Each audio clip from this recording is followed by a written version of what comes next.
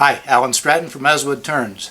I scored some Sapele offcuts, nice 2-inch almost material, a little bit limited in width, but still, hey, let me see if I can take somebody else's trash and turn it into this in the process. Just take a little bit of glue up, but then a lot of turning to turn this Sapele bowl, and I think it's wonderful, and I trust you will also. Let's turn it. The Sapele boards were not quite wide enough for a bowl, but I could see a bowl in it anyway. No worries, just glue 3 pieces together for a nice large bowl. To maximize the depth of the bowl, I glued on a faceplate to avoid using a worm screw mount. Other than time for the glue to dry, this approach works for me. Since this wood is so flat and regular, the only choice now is to trim the perimeter with my large bowl gouge.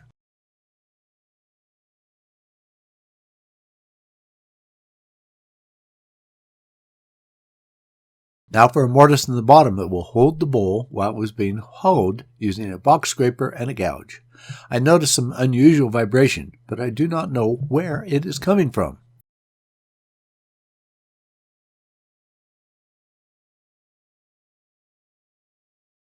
Then something very unusual happened. The bowl seemed to roll off the spindle and the lathe. Upon examination, it appears that there were some checks in the poplar wood that was threaded on for the faceplate. There was a layer of maple that also stayed intact. I recall that the poplar was salvaged end cutoffs from someone else's project. This time, it did not hold. The wood is too nice to throw away. I have to find a solution.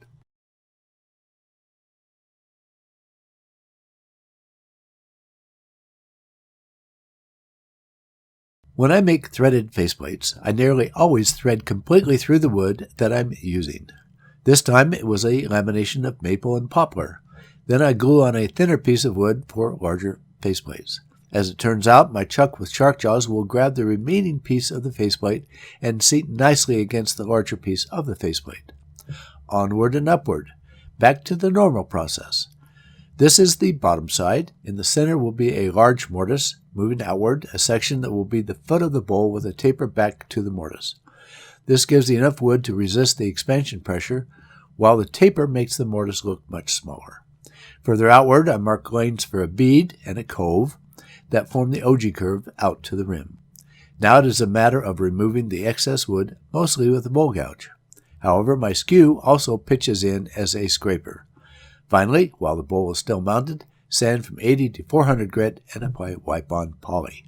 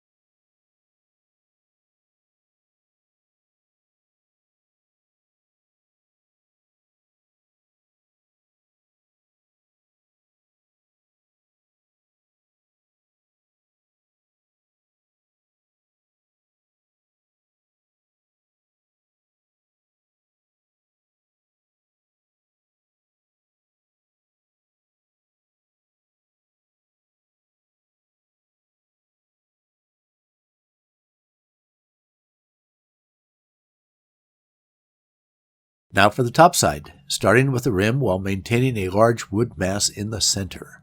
With the rim shaped, move inward over the ogee curve in the bottom. Finally, remove the remaining mass of wood in the middle.